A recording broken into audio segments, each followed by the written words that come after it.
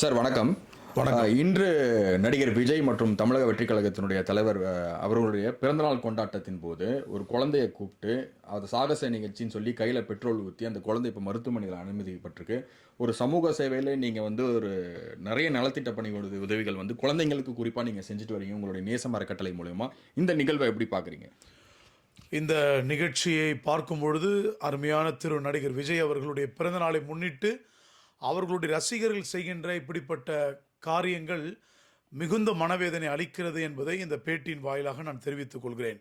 காரணம், ஒரு பிறந்தநாள், ஒரு தலைவனுடைய பிறந்தநாளை கொண்டாடுவதிலே பல நல்ல விஷயங்கள் உள்ளடக்கி இருக்கிறது.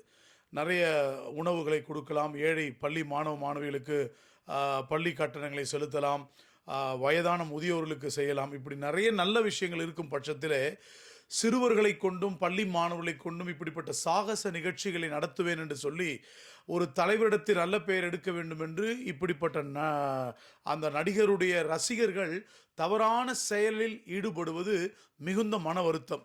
இது பாருங்கள், அந்த பிள்ளைக்கு காயம் ஏற்பட்டிருக்கிறது, அந்த மாணவனுக்கு தான் வலி, அந்த மாணவனுடைய பெற்றோர்களுக்கு மனதளவில் வலி. ஆனால் ரசிகர்கள் என்ன செய்வார்கள்? இப்போ திருப்பியும் போய் ஒரு பிஸ்கெட்டு, ஒரு பாக்கெட், பால் பாக்கெட்டு, பிரெட் பாக்கெட் இதெல்லாம் போய் ஹாஸ்பிட்டலில் கொடுத்து இதையும் ஒரு அரசியலாக்கி நாங்கள் நன்மைகளை செய்கிறோம், நல்லது செய்கிறோம் என்று தங்களை பிரபலப்படுத்திக் கொள்வார்கள். முதலாவது நல்ல விஷயங்களை செய்வதை பிரபலப்படுத்திக் கொள்வதை முதலாவது நிறுத்தி கொள்ள வேண்டும். இதை செய்கிறேன்னு ஒரு தலைவரிடத்தில் நல்ல பேர் எடுக்க வேண்டும் என்பதற்காக இவர்களுடைய ரசிகர்கள், திரு விஜய் சாருடைய ரசிகர்கள் இப்படிப்பட்ட தவறான செயலில் ஈடுபடுவதை நடிகர் விஜய் சார் அவர்கள் வன்மையாக கண்டிக்க வேண்டும்.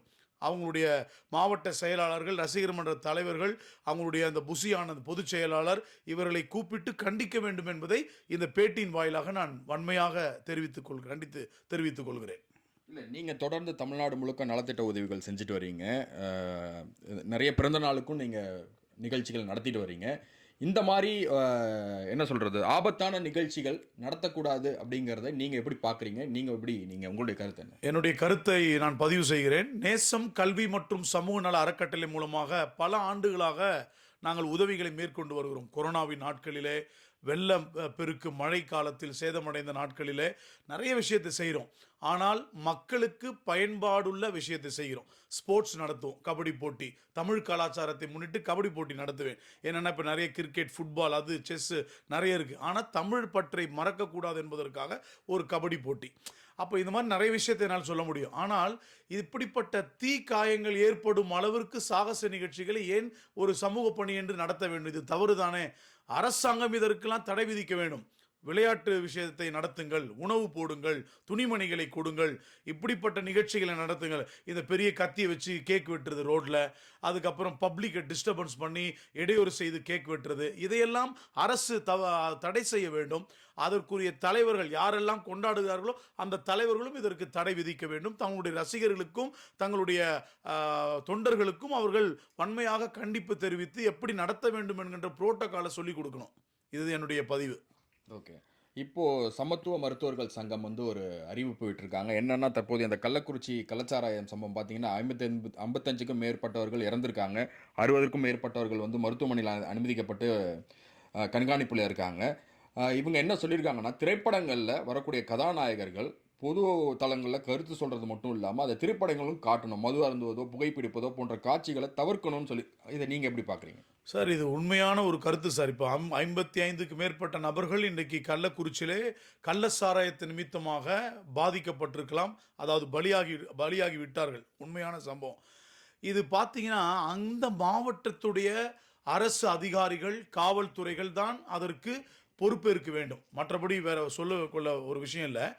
நான் ஏற்கனவே எங்களுடைய நேசம் கல்வி சமூக நல அறக்கட்டளை மூலமாக எல்லாம், நாட் ஒன்லி விஜய் சாரோ அல்லது ஒரு முக்கியமான ரஜினிகாந்த் சாரோ, இந்த மாதிரி பெரிய ஃபிலிமில் இருக்கிற பெரிய ஆர்டிஸ்ட்டை பற்றி நான் சொல்லலை. எல்லா சினிமா நடிகர்களும் சரி, சமூக பணி உலகத்தில் இருக்கிற அரசியல்வாதிகளும் சரி, இந்த பொது வெளியிலே மாணவர்கள், வளர்ந்து வருகிற நபர்கள் எல்லாம் பார்க்கும் அளவிற்கு சிகரெட் பிடிப்பது, குடி பாட்டில்களை வைத்து குடிப்பது, பார், இப்படி இந்த நிகழ்ச்சிகள் எல்லாம் திரைப்படத்திலே காட்சியாக வருவதை சென்சார் போர்டு கட் பண்ணணும். அப்போ தான் வரும் படிக்கின்ற மாணவர்கள் தப்பாக செய்ய மாட்டான். போதை விற்கிறதையும் கஞ்சா விற்கிறதையும் எல்லாத்தையும் பப்ளிக்காக சினிமாவில் காட்டுறாங்க. அது என்ன ஆகுது? இப்போ எல்லா ஸ்கூல்லையும் கஞ்சா விற்கிறாங்க, எல்லா பள்ளிக்கூடத்திலையும் முன்பாக கஞ்சா விற்கப்படுகிறது. பிஸ்கட் பாக்கெட் விக்கிற மாரி இன்னைக்கு கஞ்சா பாக்கெட்ட விக்கிறான். இதற்கு காரணம் என்ன? ஒரு பெரிய ஒரு ஒரு நடிகனை பின்பற்றுகிற மாணவர்கள் அவங்களே அப்சர்வ் பண்ணி பார்க்கிறதுனால, அவங்கள அவங்களுடைய நிகழ்ச்சி, அவங்களுடைய காரியத்த அப்சர்வ் பண்றாங்க. அப்ப அந்த தப்பு சமுதாயத்தில் அதிகமாய் பரவிக் கொண்டிருக்கிறது. எங்களுடைய நேசம் கல்வி மற்றும் சமூக நல அறக்கட்டளை மூலமாக ஒரு கோரிக்கை நடிகர்களுக்கும், அரசியல் தலைவர்களுக்கும் வைக்கிறோம். பொதுவெளியில் சிகரெட் பிடிப்பதும், சாராயம் குடிக்கின்ற விஷயங்களையும் தயவு செய்து தவிர்த்துவிட்டு, இவர்கள் எல்லாரும் மாணவர்களுக்கு நல்ல பயன்பாட்டு சமூக பணிகளை கற்றுக் கொடுக்கும் அளவுக்கு சமூக சம்பந்தப்பட்ட நற்பயன்கள் செய்யப்படுகின்ற காரியங்களை மக்களுக்கு தெரிவிக்கும்படியான படங்களை வெளியில் காட்டுவது அது மாணவர்களுக்கும் மக்களுக்கும் மிகுந்த பிரயோஜனமாக இருக்கும் என்பதை நான் இந்த இடத்துல சுட்டி காட்டுகிறேன்.